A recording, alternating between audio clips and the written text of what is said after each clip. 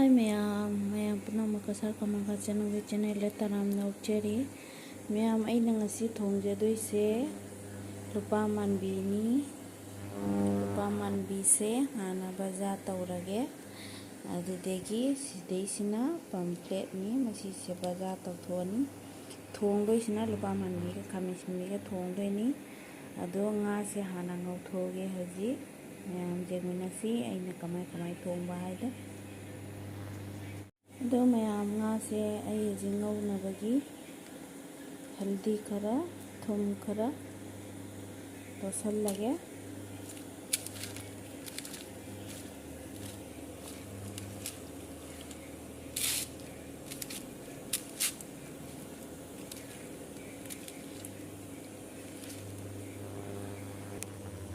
सिदा खांग साना लेरे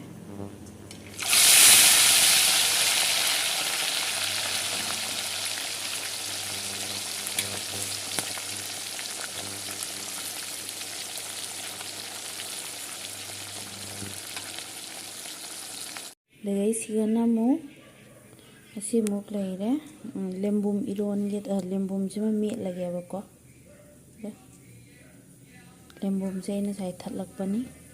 लेम्बुम सिगा आलू अनौबगा दे तोंगा लेरे सिगा उ मोरोक लेरे असीमु अमेटपी मेटचरगे सिदा लेरे आइगे मचन सिंगा सिगा हवाई मकुचाबीदा खरा लौरे दे सिगाना टोमेटो लौरे दे सिगाना सिंग खरा सोयरे दे सिगाना तिलौ चनम तौरगा लेरे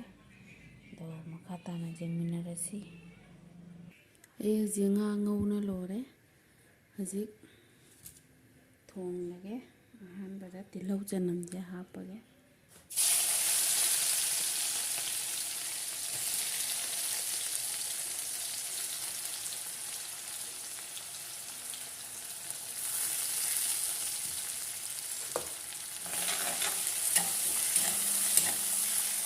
हजी टोमेटो सिमु हापचरगे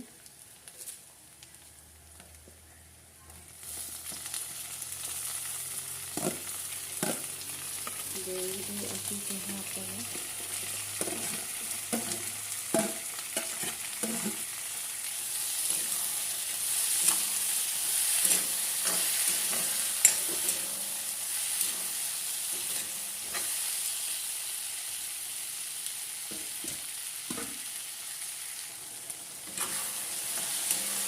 हजी वहाँ ngौरबगी मतुंगदा मरल मरंग हापचल्लगे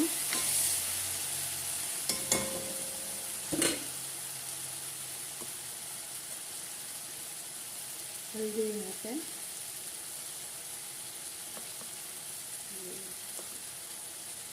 हजी मरल असूबा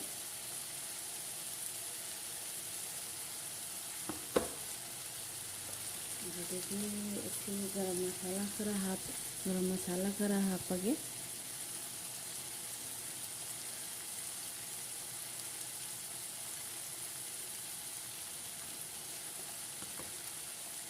जीरा असूबा खतंग हापे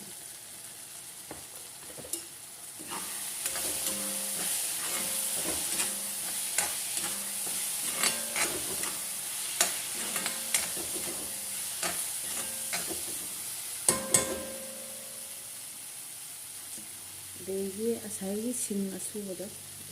चला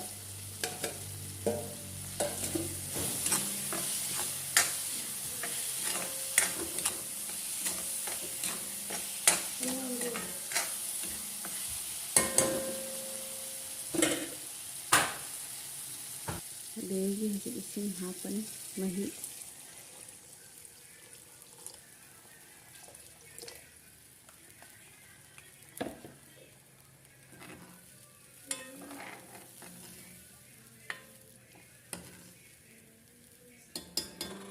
हजी nga हापचल्लगे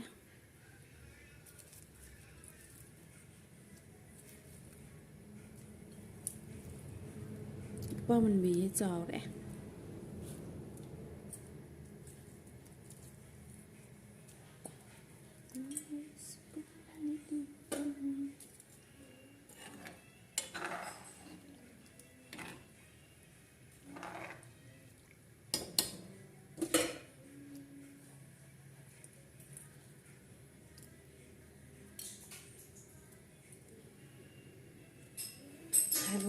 ꯊꯣꯡꯅ ꯂꯣꯏꯖꯔꯦ ꯑꯩꯒꯤ ꯍꯤꯟꯖꯥꯡ ꯉꯥꯏꯍꯥꯛ ꯐꯨꯠꯂꯅꯤ ꯍꯧꯖꯤꯛ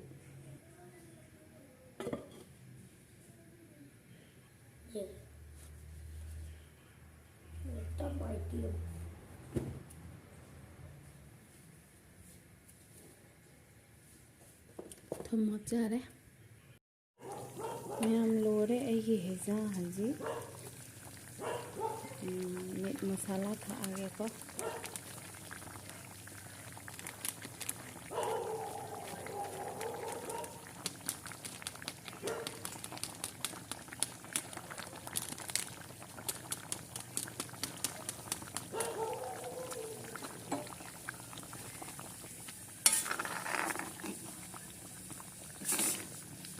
ꯀꯟꯗꯂꯥꯁꯨ ꯌꯥꯎꯔꯦꯕꯀꯣ ꯀꯟꯗꯂꯥ ꯈꯔ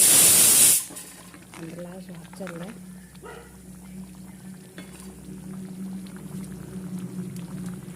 ꯑꯗꯒꯤ ꯐꯗꯤꯒꯣꯝ ꯍꯥꯞꯆꯜꯂꯦ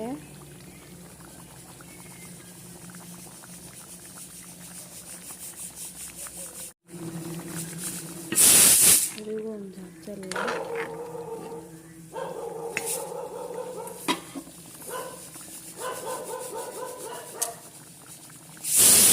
ꯑꯩꯒꯤ ꯍꯤꯟꯖꯥꯡ ꯍꯧꯖꯤꯛ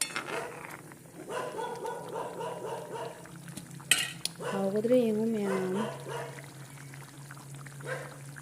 ꯃꯌꯥꯝꯁꯤꯗ ꯂꯩꯔꯦ ꯑꯩꯒꯤ ꯃꯊꯦꯜꯁꯦ ꯑꯩ